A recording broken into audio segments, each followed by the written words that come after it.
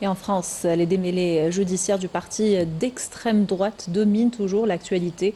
Après la condamnation de Marine Le Pen et 24 membres du RN pour détournement de fonds publics, le président du parti, Jordan Bardella, devra répondre des mêmes accusations. Celui qui est cité en remplaçant pour les prochaines présidentielles vient confirmer que le Rassemblement national ne sert que ses propres intérêts. Sonia Gassi et Walid Yossi.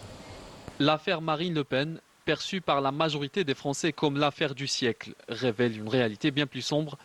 Derrière les discours identitaires et les promesses de redressement national se cachent des pratiques entachées par la corruption et le détournement de fonds publics.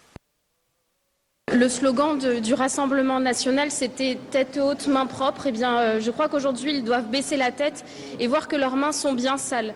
Sales des plus de 4 millions d'euros qui ont été détournés avec ce système des emplois fictifs. 4 millions d'euros, c'est combien de places en crèche? C'est combien d'écoles qui peuvent être rénovées? Combien de pistes cyclables qui peuvent être créées? Ce n'est pas de l'argent fictif, c'est vraiment de l'argent public qui a été détourné par ce système des emplois fictifs. Marine Le Pen a été condamnée en première instance pour détournement de fonds publics de plusieurs millions d'euros.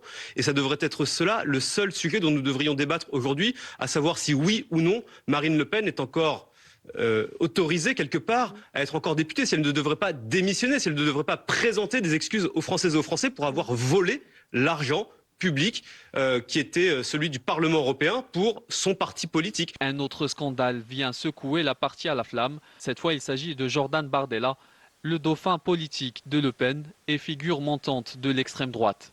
La coïncidence n'échappe à personne et alimente l'idée d'un mouvement politique miné par les abus et les pratiques douteuses, comme si au sein de cette formation, les dérapages n'étaient pas des accidents, mais des modes de fonctionnement profondément viciés. Ce qui est reproché à Jordan Bardella, c'est un faisceau de preuves qui ont été dévoilées par Tristan Berthelot de Libération.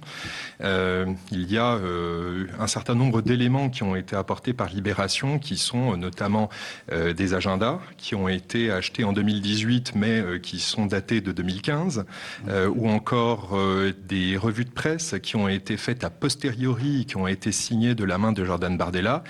Et ces éléments montrent qu'il y a une volonté de dissimulation, potentiellement, d'autres délits qui ont été commis. La justice est libre et indépendante dans notre pays et elle se prononce sur le fondement de législation et de lois que nous avons votées ici à l'Assemblée nationale. C'est quand même une drôle de conception de la démocratie d'avoir des responsables politiques qui votent des textes, qui demandent toujours plus de fermeté pour tout le monde dans la société, mais lorsque les décisions de justice ne vont pas dans leur sens, alors ils remettent en cause les lois qu'ils ont eux-mêmes votées. Un constat désormais partagé par une grande partie des analystes politiques. L'extrême droite n'a jamais été le garant des principes républicains ni le défenseur de la justice. Ce courant animé par une obsession du pouvoir semble davantage motivé par la mise en œuvre de politiques d'exclusion, de division et de rejet.